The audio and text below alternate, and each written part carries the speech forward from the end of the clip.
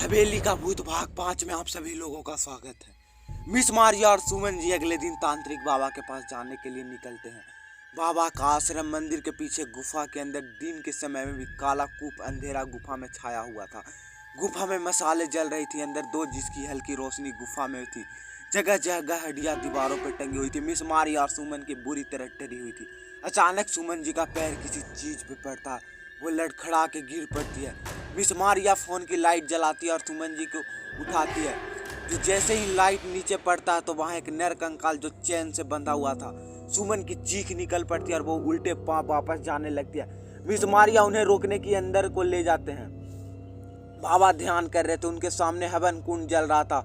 वो कोई मंत्र पढ़ते हैं और हवन कुंड में कुछ डालते हैं तो हवन कुंड से चीखे की आवाज गूंजने लगती है। पूरी गुफा में दर्द भरी आवाज।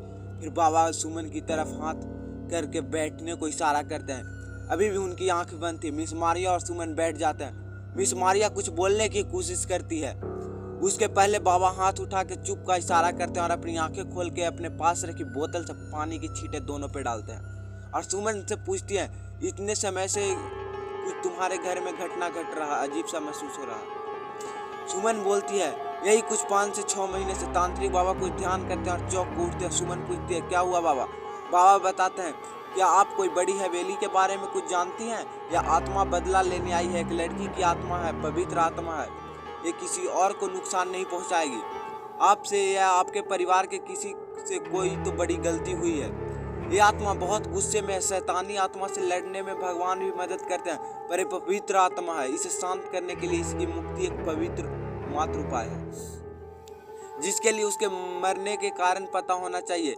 इतना बोलते ही बाबा, मार डालूंगी, किसी को नहीं छोड़ूंगी, किसी को नहीं छोड़ूंगी, उसने मुझे मारा है। खतरनाक स्वर पूरी गुफा में गूंजने लगते हैं और थोड़ी देर में बाबा होश में आ जाते हैं। मारिया और सुमन डरते हुए एक दूसरे से चिपक के बैठी थी। डरते हुए, ये क्या था बाबा? क्या कह रहे थे आप?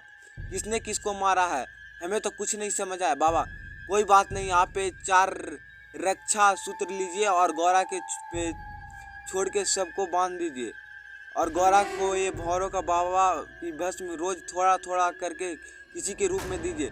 आप इसे खाने या पानी में भी मिला के दे सकती है। इससे आप आत्मा की शक्तियाँ धीरे धीरे कम हो जाएगी। फिर आप उसे यहाँ ला सकती हैं, बाकी मैं देख लूँगा।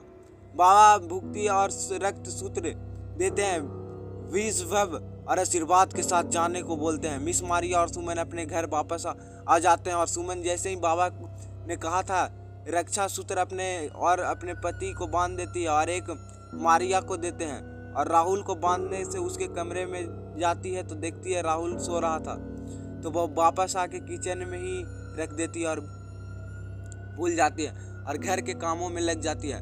वो किचन के काम कर रही थी होती है कि वो किचन की खिड़की से देखती है, अचानक कोई जलती हुई लाइट से उनके किचन की तरफ से चिल्लाने से भागती है। वो उसे देखकर बाहर आती है तो क्या देखती है, वो दर्द भरी आवाज के साथ दौड़ते दौड़ते कुछ छत पे जा खड़ी होती है। उसका आकार लड़की का था। सुमन जी कुछ समझ पाती, इतने में वह छत से कूद पड़ती है और चीखती है, माँ आ आ आ, और नीचे आकर गिर जाती है। सुमन गौरा गौरी बेटी गौरा कोई तो बचाओ कहते कहते बेहोश हो जाती है। अगले भाग के लिए चैनल को सब्सक्राइब कर लीजिए।